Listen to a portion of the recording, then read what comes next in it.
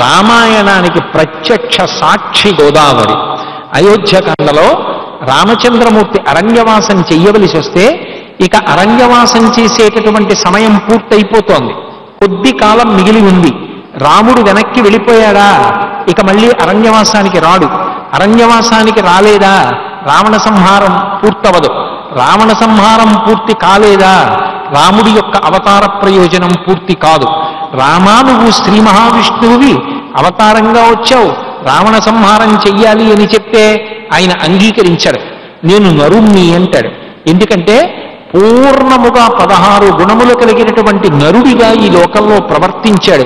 కోన్వస్మిన్ సంప్రదంలోకే గుణవాన్ కస్య వీర్యవాన్ ధర్మజ్ఞశ్చ కృతజ్ఞశ్చ సత్యవాక్యో దృఢవ్రతః చారిత్రేణ చ కోయుక్త సర్వభూతేషు కోహితః విద్వాంకః కస్సమర్థస్య కశ్చైక ప్రియదర్శనః ఆత్మవాన్కో జితక్రోధో ద్యుతిమాన్కో ననసూయకః కస్య బిభ్యతి దేవాశ్చ జాత రోషస్య సంయుగే అని అడిగారు రామాయణంలో. 16 గుణములు పరిపూర్ణముగా కలిగినటువంటి ఒక నరుడిగా రాముడు ఈ లోకంలో నడయాడాడు కనుక నువ్వు దైవము శ్రీ మహావిష్ణువు అంటే ఆయన అంగీకరించాడు. నరుడిగా వచ్చినటువంటి రాముడి అవతార ప్రయోజనం పూర్తి కావాలి అంటే, రావణ సంహారం జరగాలి అంటే, సీతాపహరణం జరగడానికి యోగ్యమైనటువంటి ప్రదేశంలో రాముడు ఉండేటట్టు చెయ్యాలి. అందుకే అగస్త్యాశ్రమానికి వెళ్ళినప్పుడు ఎక్కడ మమ్మల్ని ఉండమంటారు అని రామచంద్రమూర్తి అడిగితే అగస్త్య మహర్షి కొద్దిసేపు కళ్ళు మూసుకొని ధ్యాత్వా ముహూర్తం ధర్మాత్మా ధీరో ధీరతరం వచః అంటారు మహర్షి.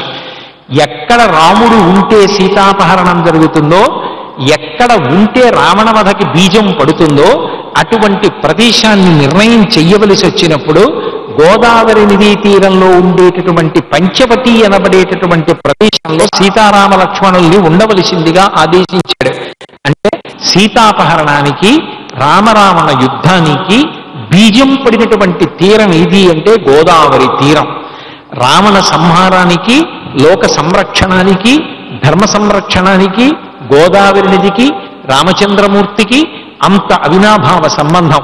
అంత గొప్ప క్షేత్రములు కలిగినటువంటిది. తెల్లవారుజాము వేళలో మందనీ ప్రాంతంలో వీధులలో నడుస్తుంటే ఎంత మందో సంధ్యావందనం చేస్తూ కనపడతారు.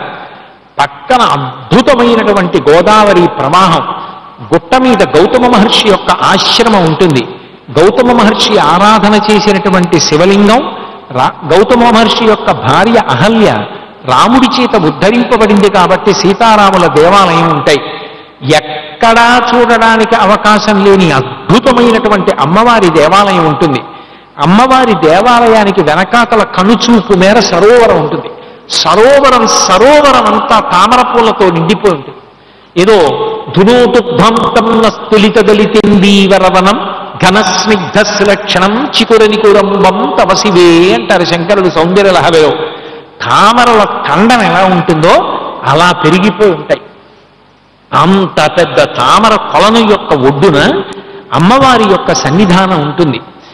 అంత గొప్ప మంథని, మంత్రగ్రామం, మంత్రకూటం అటువంటి ఊరు దాటి ముందుకు వెడుతుంటే నిజంగా ప్రకృతి శోభని అనుభవించి తీరాలి. మారేడుమిల్లి ప్రాంతం నుంచి భద్రాచలం వెడుతున్నప్పుడు ఎంత గొప్ప ప్రకృతి శోభ కనపడుతుందో అంత గొప్ప ప్రకృతి శోభ. అంతగా విరబూసి కాసినటువంటి చెట్లు, దట్టమైనటువంటి అరణ్యం. అటువంటి అరణ్య మార్గంలో కాళేశ్వరం చేరుకోవాలి. ఒకప్పుడు గోదావరి మాత చేసినటువంటి తపస్సు వలన ముక్తీశ్వరుడుగా పేర్గాంచినటువంటి పరమశివుడు అక్కడ వెలిసి భక్తులు దర్శనం చేసినంత మాత్రం చేత మోక్షాన్ని ఇవ్వడం మొదలుపెట్టిన తరువాత ఎవ్వరూ నరకానికి వెళ్ళడం తగ్గిపోయింది. అప్పుడు యమధర్మరాజు గారు మిగిలిన వారితో కలిసి వెళ్ళి శంకరుణ్ణి ప్రార్థించాడు. ఇలా అయితే సృష్టి చక్రం ఎలా తిరుగుతుంది? ఎన్ని పాపాలు చేసిన వాడు వెళ్ళి ఒక్కసారి శివలింగ దర్శనం చేస్తే వాడి పాపాలు ధ్వంసమైతే అలా? బుద్ధిలో మార్పు రావాలి కదా. పాపాలు చేసి పుష్కరాల్లో స్నానం చేయమనే, అయ్యో తల్లి మనని ఇలా అనుగ్రహించింది, ఇకపైన మనం పాపం చెయ్యకూడదన్న బుద్ధి కలగాలి. కాబట్టి నువ్వు ఇందులో మార్పు చెయ్యవలసింది అని అడిగాడు. అడిగితే శంకరుడు అన్నాడు, నువ్వు నన్ను ప్రార్థన చేశావు కాబట్టి నీ పేరు మీద నువ్వు ప్రతిష్ఠించిన లింగంగా అదే పానవట్టం మీద ఉంటాను. అందుకే 2 శివలింగాలు ఉంటాయి. కాళుడు అంటే యమధర్మరాజు, యమధర్మరాజు ప్రతిష్ఠించిన లింగం గనక కాళేశ్వరుడు. ఆశ్చర్యకరమైన విషయం ఏమిటంటే, గోదావరి అద్భుతాల గురించి చెప్పవలసి వస్తే నేను మీతో మనవి చేస్తున్న విషయం, కాళేశ్వర లింగానికి నాసారంధ్రములుంటాయి, 2 ముక్కుపుటాలుంటాయి. ఆ 2 ముక్కుపుటాల్లోంచి మీరు నీళ్లు పోస్తే అభిషేకం చేస్తున్నప్పుడు ఎన్ని బిందెల నీళ్లు పొయ్యండి, పానవట్టం మీద పడవు. ఆ నీళ్లు ఎక్కడికి వెళ్ళాయి? అంతరాలయంలో కనపడవు. ఎక్కడికెడుతున్నాయో ఎవ్వరికీ తెలియదు.